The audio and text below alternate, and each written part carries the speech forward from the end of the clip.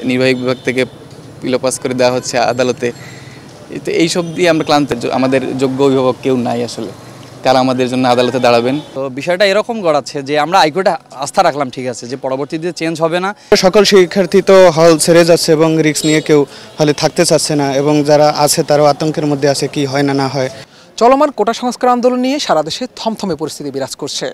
বন্ধ ঘোষণা করা হয়েছে স্কুল, কলেজ ও সকল বিশ্ববিদ্যালয়। এর মধ্যে আজ সন্ধ্যা 7:30 নাগাদ জাতির উদ্দেশ্যে ভাষণ দিয়েছেন প্রধানমন্ত্রী। সেখানে তিনি বলেছেন, সাধারণ শিক্ষার্থীরা যেন বিচার বিভাগের উপর আস্থা রেখে ধৈর্য ধারণ করেন। এ নিয়ে সাধারণ শিক্ষার্থীরা কি বলছেন সেটি আমরা জানব। বিসি বলছেন যে তার ক্যাম্পাস তার নিয়ন্ত্রণে নাই। তার ক্যাম্পাস আর যদি নিয়ন্ত্রণে না থাকে, এই স্বায়ত্তশাসিত বিশ্ববিদ্যালয়ে তাহলে লাভ কি?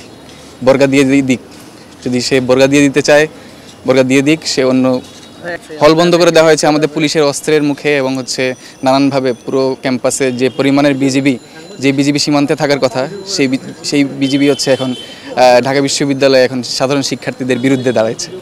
তো এই যে অস্ত্রের মুখে, এই যে ভয়ভীতি এবং আশঙ্কার মাধ্যমে, সব কিছুর মাধ্যমে যে আমাদের হলগুলোকে এখানে হল ছাড়তে বাধ্য করা হলো, এটার জবাব ছাত্ররা সবসময় দিয়ে আসছে এবং সামনের দিনও দিয়ে আসবে।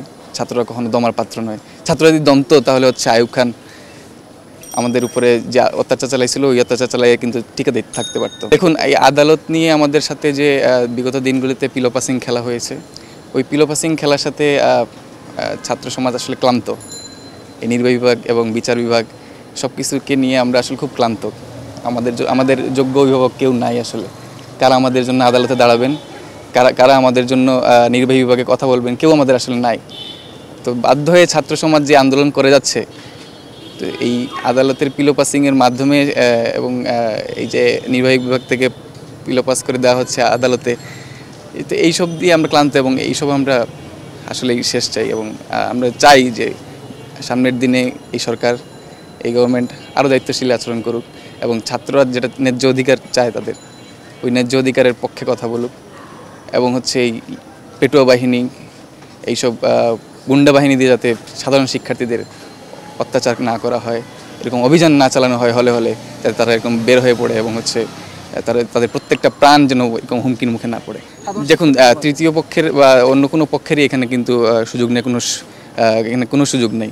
এখানে সাধারণ শিক্ষার্থীরাই, প্রত্যেকটা শিক্ষার্থী একজন নেতা, এবং আলাদা করে আমরা কোনো আলাদা নেতা কিন্তু মানছি না। আমরা বলছি সমন্বয়ক, এবং সমন্বয়করাই বলে দিয়েছেন যে আপনারা নিজেদের মধ্যেই আপনার নেতৃত্ব গুণটা আপনারা বিকশিত করুন। এবং এইভাবেই কিন্তু আমরা প্রত্যেকটা শিক্ষার্থী কিন্তু আমরা একজন নেতা হিসেবেই আমরা এখানে কাজ করছি। একটা বিষয় যে ছাত্র দল এবং যে বিএনপি যে বিভিন্ন পেজ থেকে আসলে বিভিন্ন ধরনের উস্কানিমূলক যে সকল স্ট্যাটাস দেওয়া হচ্ছে, দেখুন, এই যে এটা কিন্তু যে রেজিমের যে প্রপাগান্ডা মেশিন চালানো থাকে, ওইটা কিন্তু চলবেই। আমরা বিশ্বাস করি এইসব গুজবে সাধারণ মানুষ এরকম কান দিবেন না। এবং আমরা চাই যে আপনারা যারা মিডিয়ার ভাই বোন আছেন, আপনারা সারাক্ষণ লাইভ করছেন এবং দেখছেন যে এখানে যে জেমারগুলো বসে আমাদের পুরো ক্যাম্পাসে যে ডিজিটাল ক্র্যাকডাউন, এই ডিজিটাল ক্র্যাকডাউনের কারণে কিন্তু আমরা কারোর সাথে কন্ট্যাক্ট করতে পারছি না। আপনারাও কোনো ধরনের খবর কিন্তু অন্যান্য জায়গায় পৌঁছাতে পারছেন না তাড়াতাড়ি। 4টা খবর হয়তো 6টা পৌঁছাচ্ছে। তো এই ব্যাপারগুলো কিন্তু সবাই এখন বুঝতেছে। আমাদের ফ্যামিলি আমাদের জন্য প্রত্যেকটা টাইমে আমাদের খবর নিচ্ছে, আমাদের খবর নিতে পারছে না, ফোন এখানে ঢুকছে না, এবং সবাই খুব হুমকির মুখে এবং ভীতি শুনতেছে। সকল রাজনৈতিক দলগুলো আসলে বিভিন্ন ধরনের তাদের যে এজেন্ডা, সেটা বাস্তবায়নের জন্য আপনাদেরকে ঢাল হিসেবে ব্যবহার করছে বা বিভিন্ন ধরনের না, আমি কিন্তু আগেও পরিষ্কার করেছি যে এখানে দ্বিতীয় বা তৃতীয় কোনো পক্ষেরই সুযোগ নেই। তারা যদি তাদের নিজেদের ফায়দা লুট করতে চায় এখানে এসে, তো সেই জায়গাটা কিন্তু তারা কখনোই পাবে না। এবং আমরা ওই সুযোগটাও দিব না। আমরা সাধারণ শিক্ষার্থীরা এই দাবিতে আমরা এই স্ট্যান্ডে আমরা একদম ঠিকঠাক আছি। আমি যতটুকু জানি, এই যে বৈষম্য বিরোধী আন্দোলনে একটা দফা দেয়া হয়েছিল। এখন ওই দফার পরিপ্রেক্ষিতে এরকম কথা উঠে এসেছে যে যখন নির্বাহী বিভাগ আদেশ দেবে, তখন সেই আদেশের ভিত্তিতে এই বিষয়টা হবে। যেমন হাইকোর্টে এর আগে আমরা 18 সালে একটা আস্থা রেখেছিলাম, তারপর সেটা আপিলের মাধ্যমে আবার চেঞ্জ হয়েছে। তো বিষয়টা এরকম গড়াচ্ছে যে আমরা হাইকোর্টে আস্থা রাখলাম, ঠিক আছে, যে পরবর্তীতে চেঞ্জ হবে না। এটা কী বলা যায়, আমরা যেটা দেখেছি তার ভিত্তিতেই বললাম। এখন হাইকোর্ট, অবশ্যই আমরা হাইকোর্টকে সবাই মান্য করি। এখন বিষয়টা এই পরবর্তীতে চেঞ্জ হবে না, এটারই যেমন প্রধানমন্ত্রী 2018 সালে স্পষ্টভাবে বলেছেন যে এখন আর কোনো কোটাই থাকছে না। তো বিষয়টা যেহেতু আবার হাইকোর্টের মাধ্যমেই হচ্ছে, যেমন আমরা সবাই আস্থা রাখতেছি, তো আমার মেইন বিষয়টা হচ্ছে আমরা সকল শিক্ষার্থী যেটা চাচ্ছি যে কি বলা যায় যে এই কোটাটা যৌক্তিক পর্যায়ে এনে আসলে একটা সমাধানে আসা উচিত।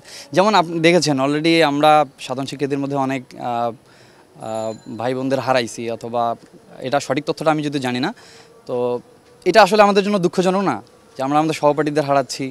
একজন সাধারণ শিক্ষার্থী হিসেবে আমি বলতে পারি যে এটা যত দ্রুত সম্ভব আসলে সমাধান হওয়া দরকার। সবসময় পড়াশোনা করাটাই হচ্ছে আমাদের মূল দায়িত্ব। মানে কি বলা যায় যে একটা সরকারি চাকরিতে যদি এত % কোটা থাকে, তা আমি এতদিন পড়াশোনা করে, যেমন আমি এখানে ইঞ্জিনিয়ারিং ফ্যাকাল্টিতে আছি, তো আমি এতদিন পড়াশোনা করে যদি এই ধরনের একটা ফেস করি, তো আমার তো এই ইচ্ছাটা থাকবে না যে আমি এখানে থেকে যাই অথবা এইভাবে কাজ করি। তার উপর হচ্ছে এটা আমাদের শিক্ষার্থীদের একটা কি সাধারণ আন্দোলন ছিল, আপনারা সবাই দেখেছেন। এখন এইটা সামনে কিভাবে গড়াচ্ছে এই বিষয়ে আমি কমেন্ট করতে চাই না, কিন্তু আমার বিষয় হচ্ছে যে আমরা যেহেতু সাধারণ শিক্ষার্থী, আমাদের দ্রুত এটা সমাধান হয়ে আসলে আমাদের ক্লাসে ফেরাটা সবচেয়ে বেশি জরুরি। আমি চাই এই চলমান আন্দোলন বন্ধ হয়ে যাক এবং এর একটা যৌক্তিক সমাধান হোক। সাধারণ শিক্ষার্থীর পক্ষ থেকে আমি এটাই কামনা করি এবং সরকার এই বিষয়ে বিবেচনা করুক। সরকার এবং বিচার বিভাগ উভয়ই একটা সমঝোতায় উপনীত হয়ে এ ব্যাপারে একটা সাধারণ শিক্ষার্থীদের যাতে উপকার হয় এবং কোনো প্রকার সহিংসতা এবং সংঘর্ষ যাতে না হয় সে ব্যাপারে সরকার সতর্ক দৃষ্টি রাখুক এবং এই আন্দোলন যাতে ভিন্ন খাতে কোনো প্রবাহিত না হয় সেদিকে সরকার সতর্ক দৃষ্টি রাখুক। আসলে সকল শিক্ষার্থী তো হল ছেড়ে যাচ্ছে এবং রিস্ক নিয়ে কেউ হলে থাকতে চাচ্ছে না, এবং যারা আছে তারাও আতঙ্কের মধ্যে আছে কি হয় না হয়, আসলে সেটা এখনও বলা যাচ্ছে না। আমি আসলে এখনও ডিসিশন নিইনি, আমি আসলে নন রেসিডেন্সিয়াল স্টুডেন্ট, আমি আন্দোলনের সাথে যুক্ত আছি আর কি। আসলে আন্দোলনের সমন্বয়কগণ এখন কি সিদ্ধান্ত দেয়, পরবর্তী সিদ্ধান্ত তারা যেটা দেয় সেভাবে আসলে পরবর্তীতে আন্দোলনের পদক্ষেপ নেওয়া হবে।